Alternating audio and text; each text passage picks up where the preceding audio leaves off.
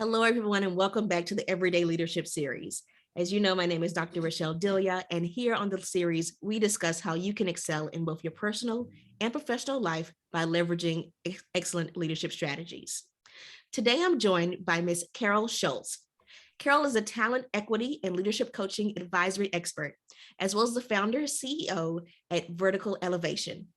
She's recognized for her proficiency in corporate leadership, and Carol has spent nearly 3 decades helping professionals gain clarity in their careers, creating a culture of performance for their teams and making bold leadership moves. And we're going to talk a lot about that today.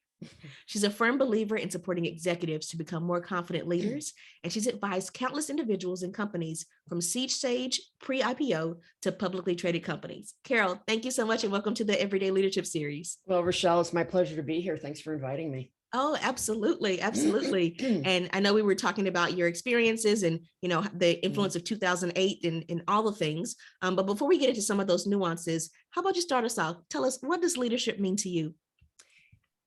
Leadership to me is being able to be vulnerable. True leaders are vulnerable. They're not afraid of showing something that they don't know, a weakness perhaps. And it's not just about showing one's weaknesses, or they need to show their strengths, but true leaders can be vulnerable with their entire teams. That's what leadership means to me.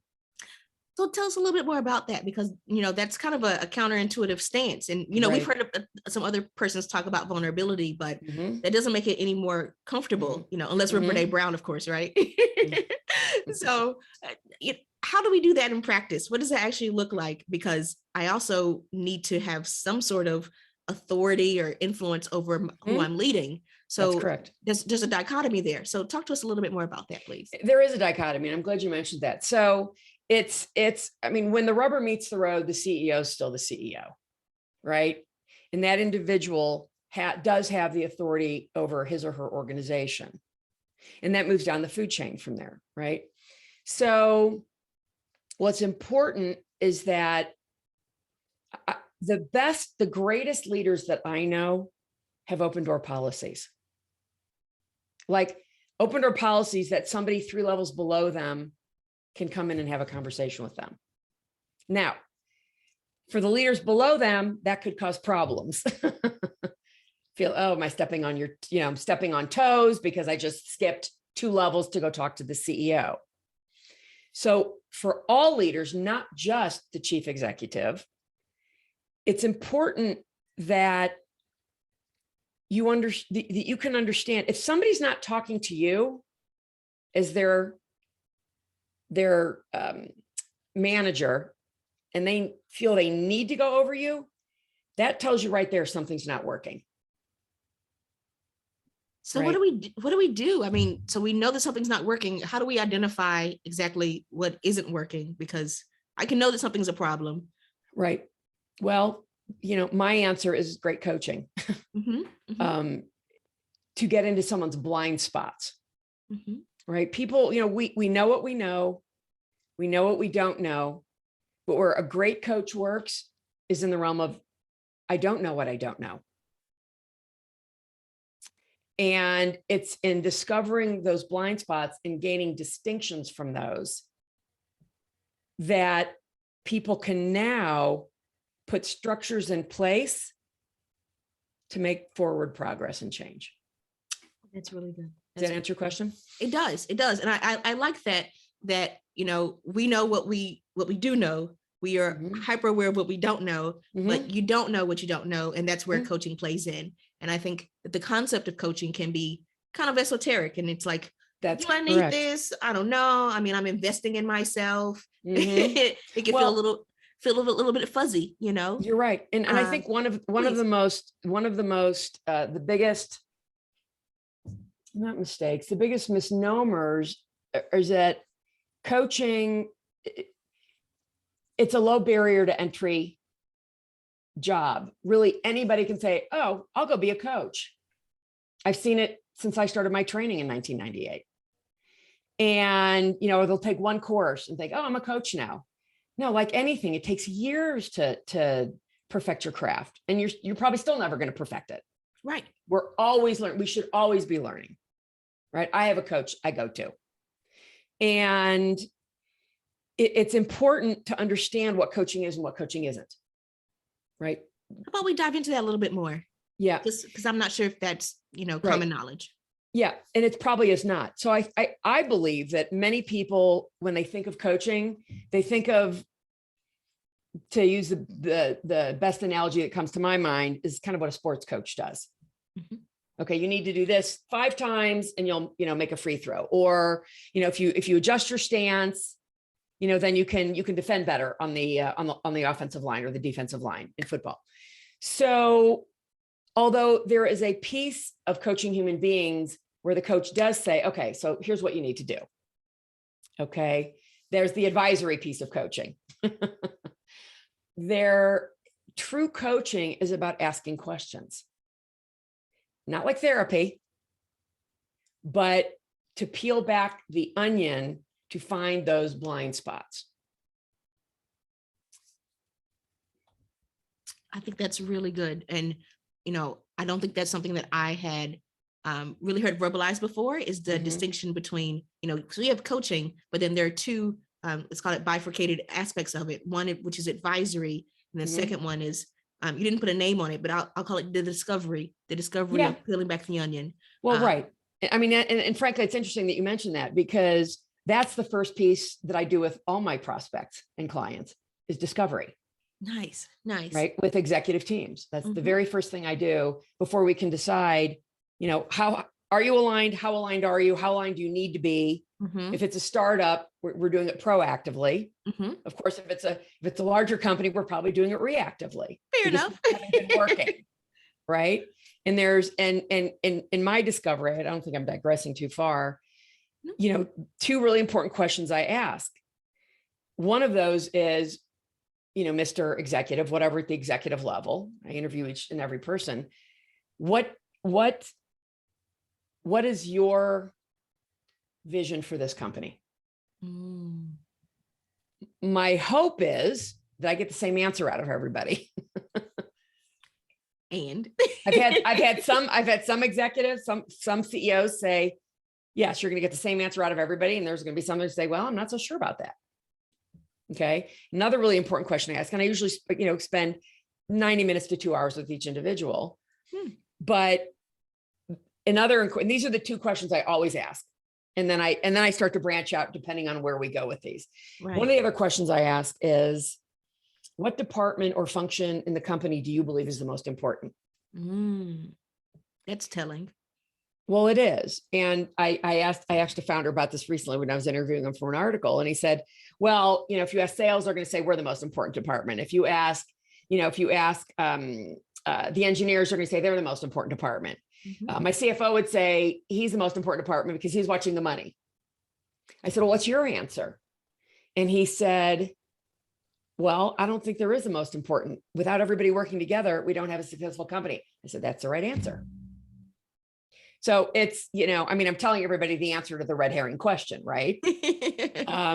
But the reality is, until you understand that without a product, sales, you can have the best sales team in the world, they can't sell. It's nothing to sell. That's right. With having the best sales, having great salespeople and a terrible product, they're still not going to be able to sell it. Right. Having not the right people in customer success, all the support people, whatever that is. Yes. And there are times in your company's life cycle that one thing may be a little more important than another at that point.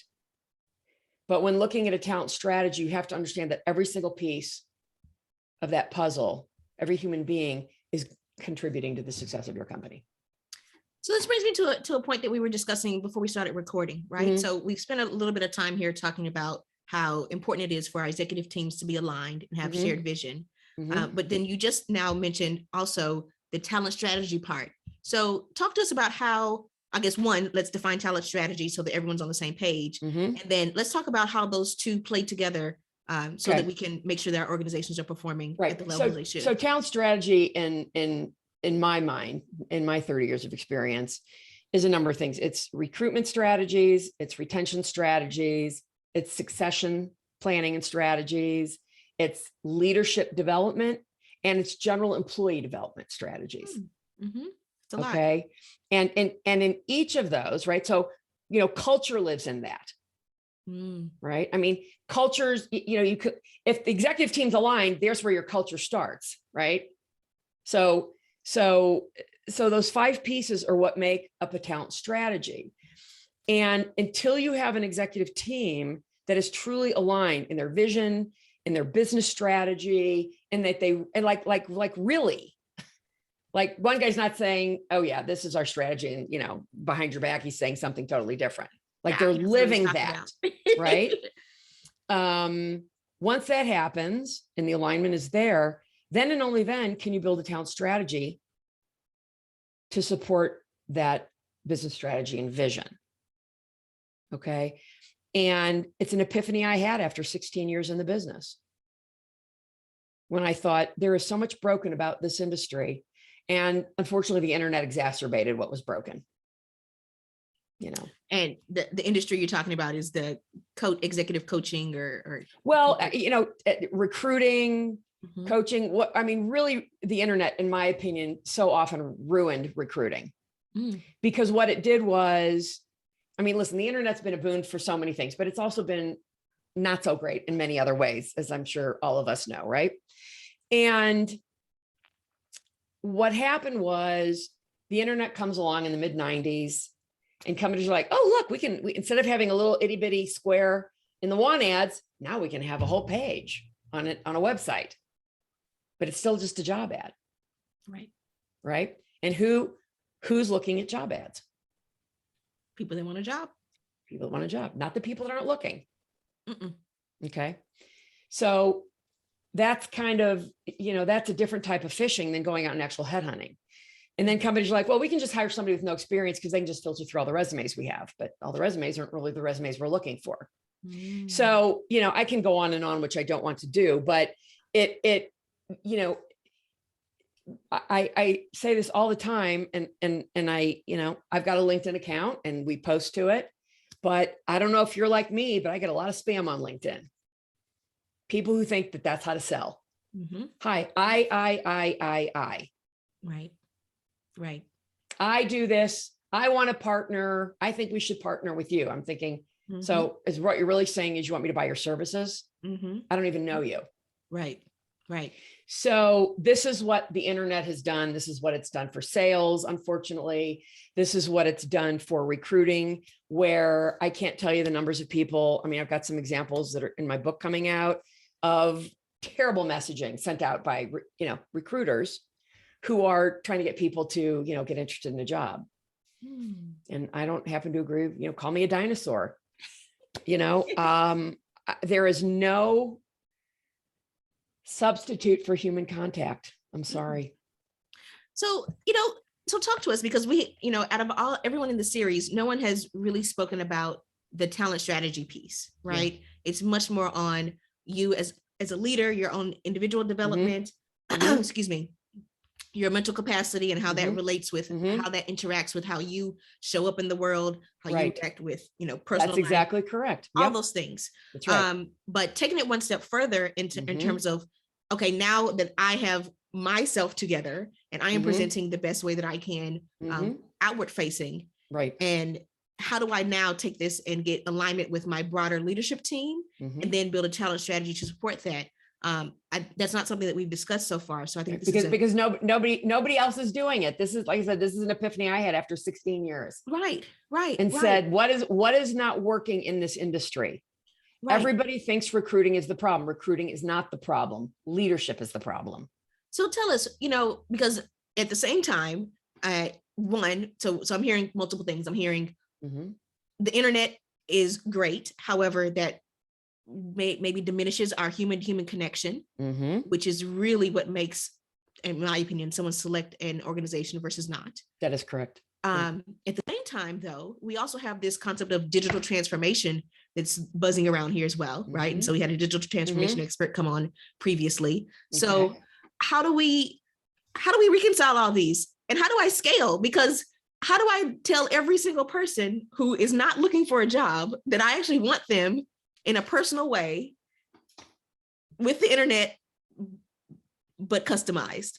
What do I do, Carol? Well, what I can tell you, Rochelle, is that it's not, it's not something I can write 10 steps in a book and say, here, go do that. It's going to work every time. Of course. Okay. There are a lot of people out there that said, here's the process, go do it, and it's going to work. I mean, people sell stuff online all the time. Mm-hmm. In a business, when you're dealing with human beings like this, that is not effective. It's incredibly ineffective to do your business that way. So, I mean, the answer to your question really is it depends. Isn't it always? It always is. That's been my answer for 30 years. It depends. It depends on where you are in your journey as a company. Like I said, are you a startup that's been funded that now has the money to say, okay, this is what we want to build. I've got a 3-person executive team. I need to start adding people. How do we go about doing that to make sure that, this is the culture we want to build?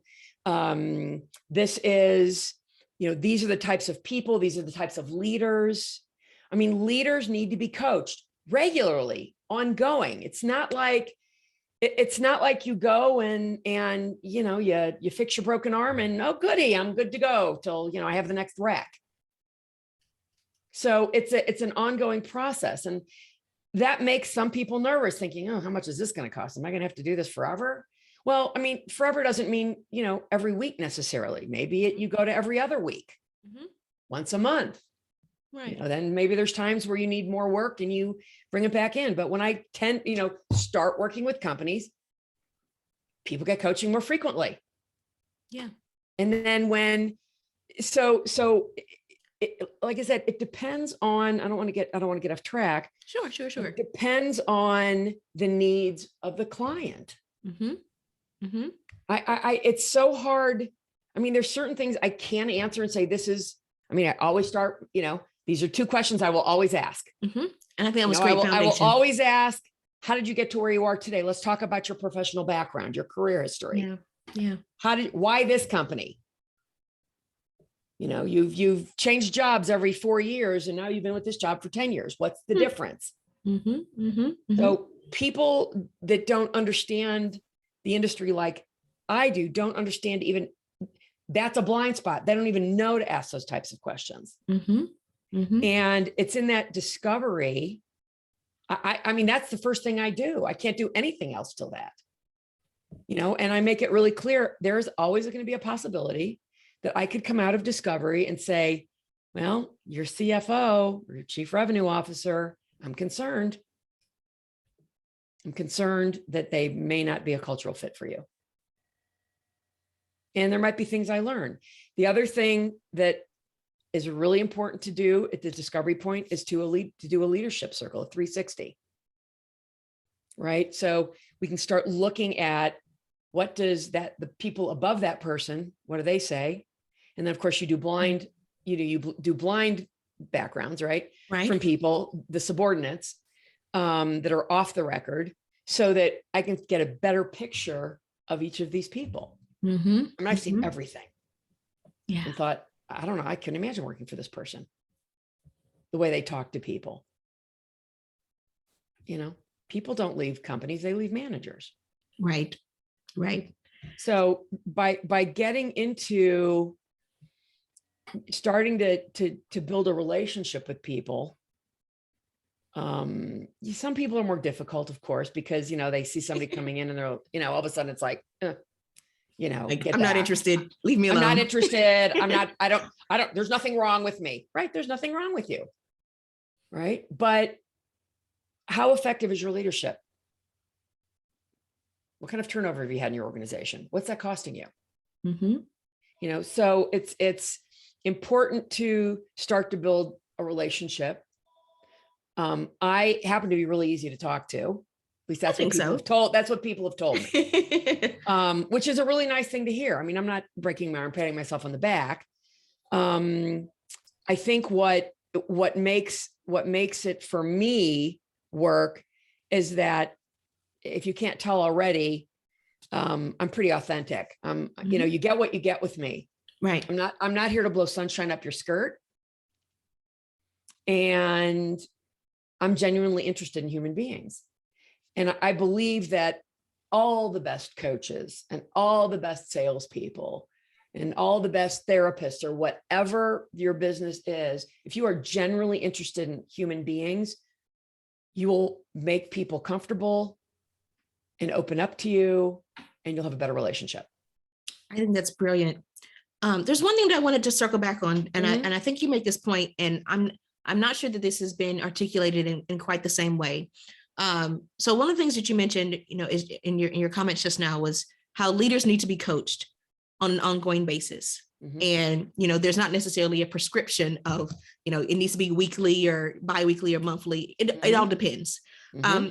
But let's say that someone is watching here and, you know, they are in an executive position, you know, either at a startup or a larger firm. And they're like, you know, I've been hearing about coaching for a while. I just don't know.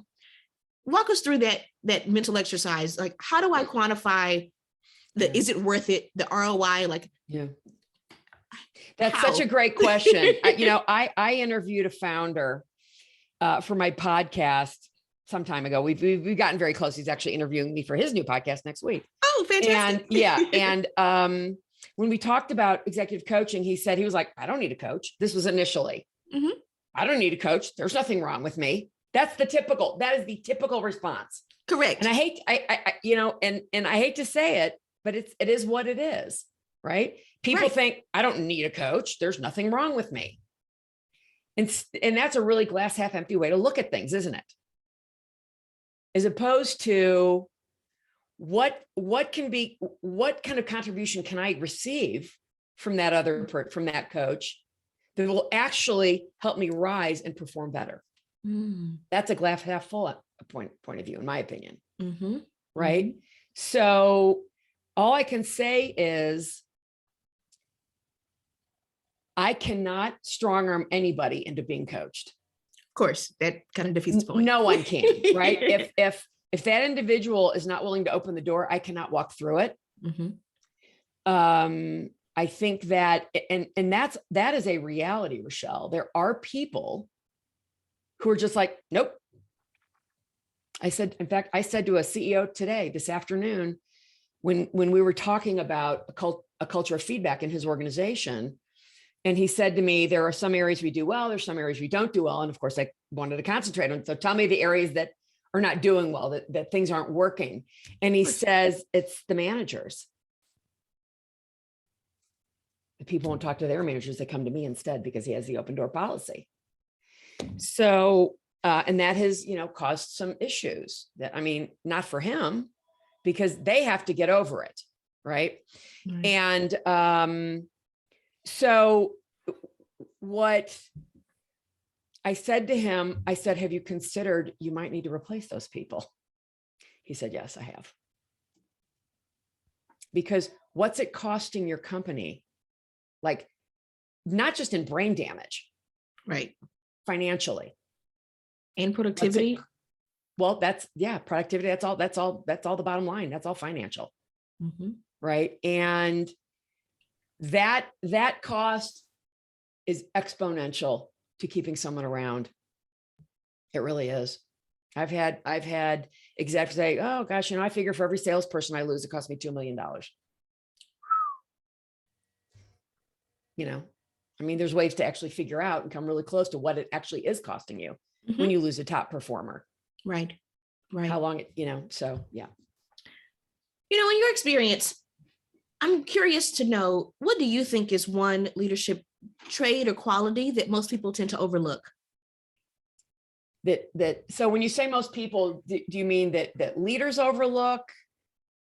Like who's the one that we're talking about that overlooks the quality? Yeah, well, and you can answer based on what you think is most common. So, you know, obviously the people that are listening here, they're going to be in management level positions themselves. They're going to be in C-suite. They could have a large organization for their own entrepreneurial venture.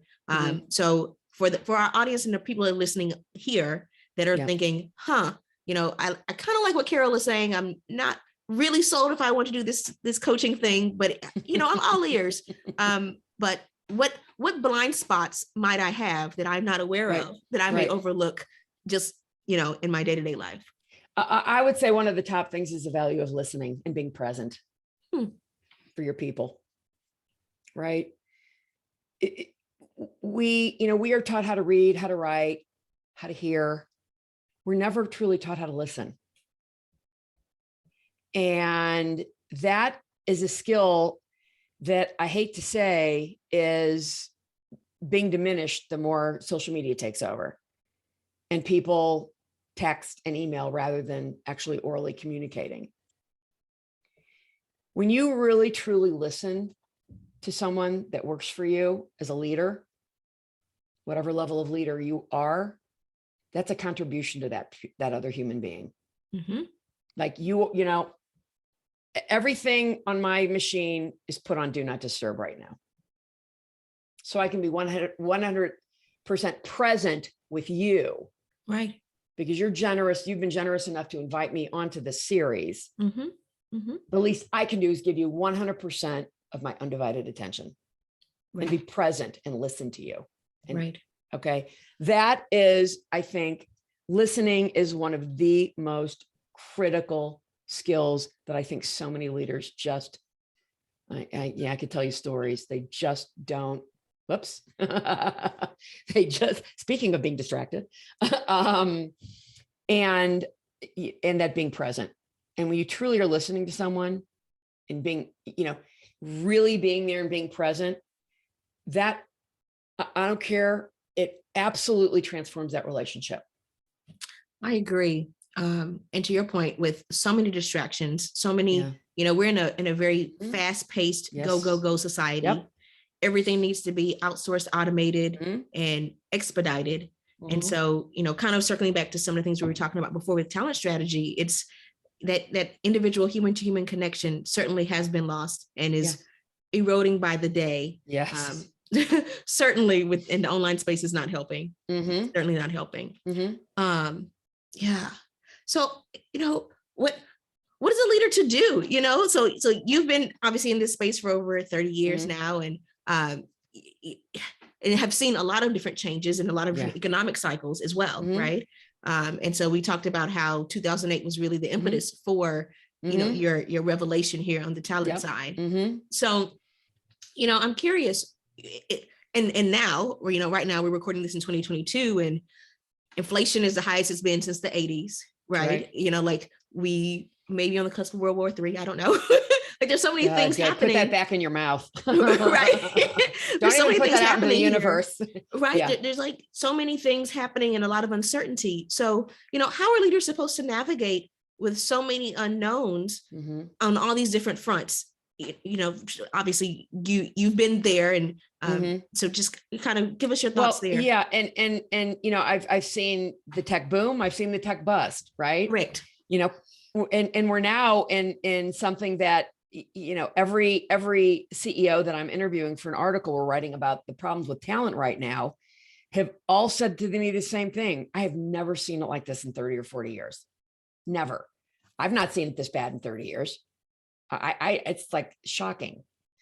So this is where strategies are so important, right? These strategies. I mean, people are like, every time you walk by any store, help wanted, help wanted, help wanted. Now, of course, the people I'm working with are different types of different levels, but those strategies will still work for that. You've got to get the people in the door.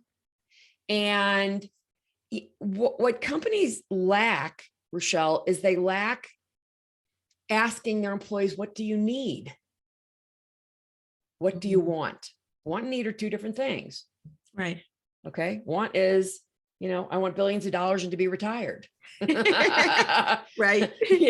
For example, right. I want to go ride my horses every day. But, need is, what do you really need?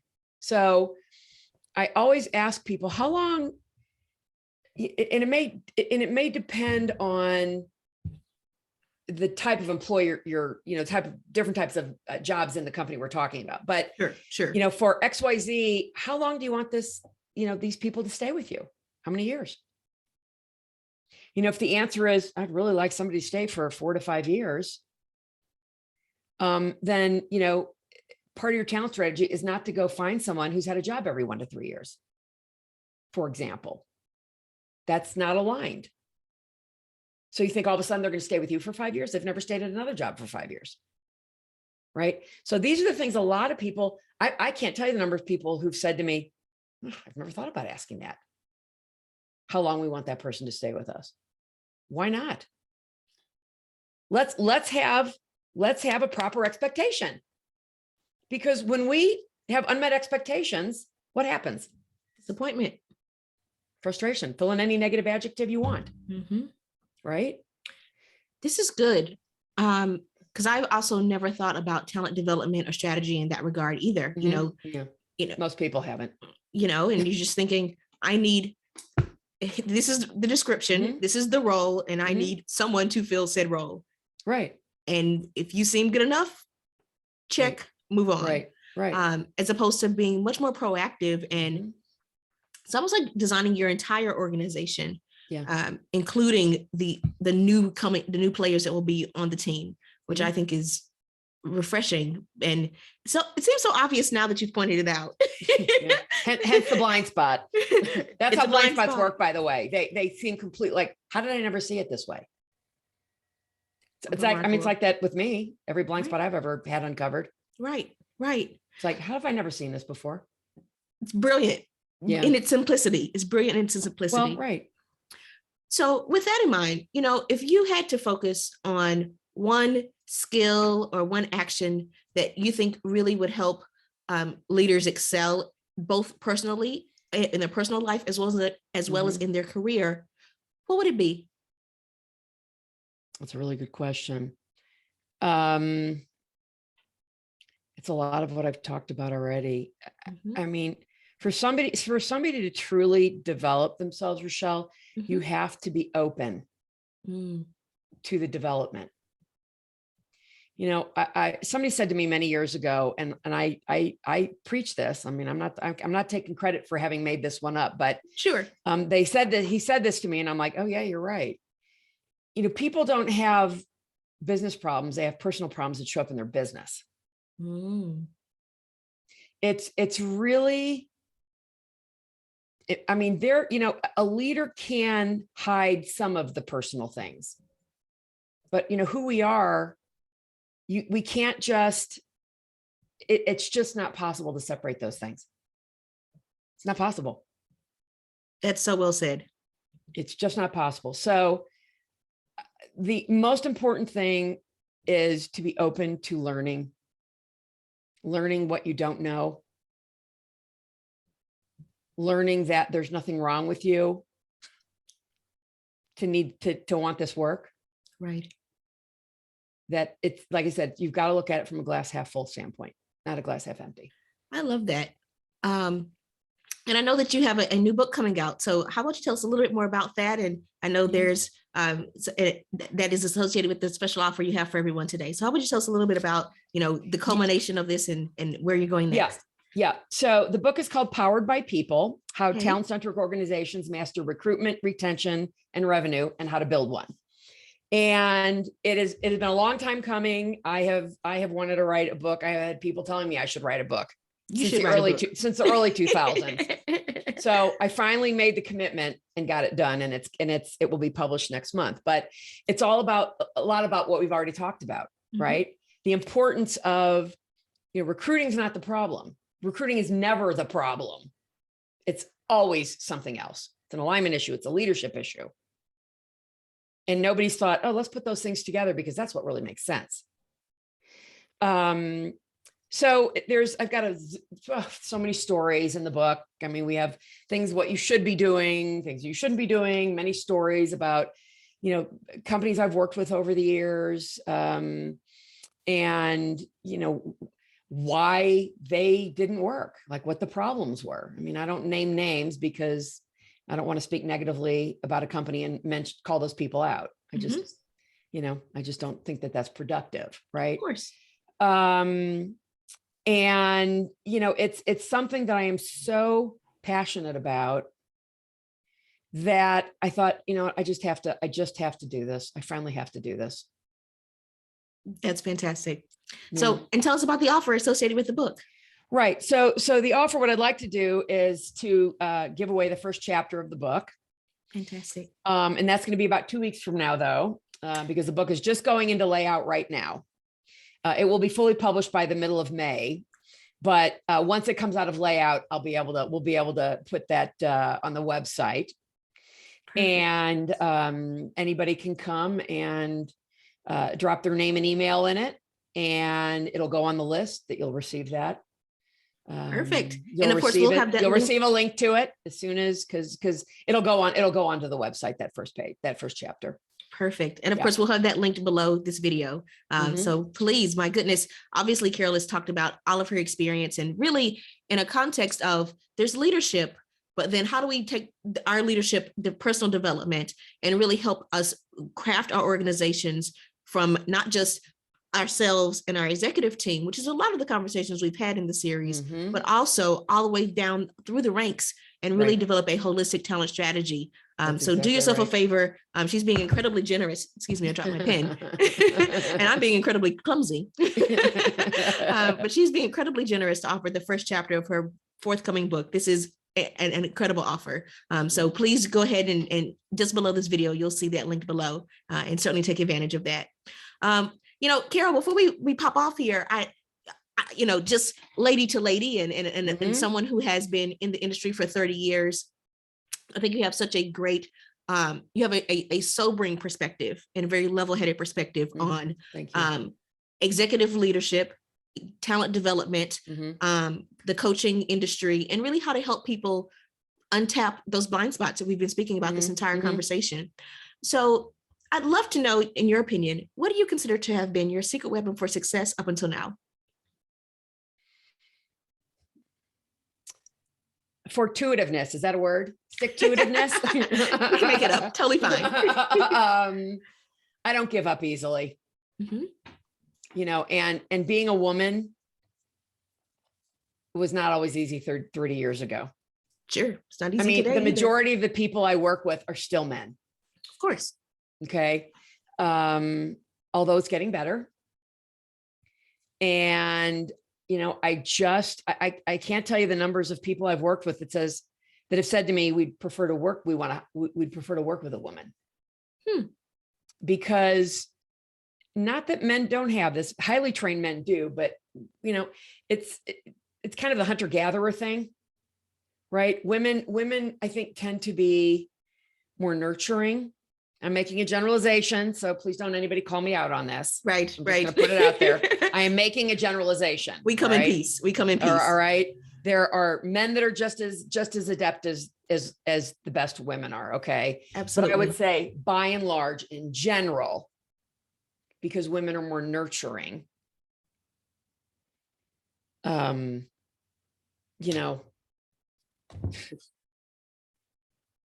makes for a nice working experience, particularly when you're working on these it does. personal development And issues. I will add one final thing. Sure. That please. More and more research is indicating that women in leadership roles contribute to the bottom line to a company more than anything else, more than men. Lot of research being done out there. Wow. Yeah. Wow. I can't wait to dive Go into some of look that for myself. some of it. Some really, really interesting research. I'll definitely have to go look some of that up myself. This is fantastic. Yeah. Well, I know we're running low on time, but thank you so much for your time today, for your candor, for your willingness to share, and really helping us walk through how we can apply some of the things that we tangentially know about. And as I mentioned before, these are things that you hear about in silos, but very few people can put it all together in a very cohesive story where we can apply it in our day-to-day lives. So really, really appreciate that. Any final thoughts before we sign off today? No, I've just really enjoyed the conversation. You made me feel very at ease. So that's a good style that you have there, Rochelle. Thank you very much. I appreciate it. My pleasure. Well, thank you so much again. And please do have a great day ahead. Thanks.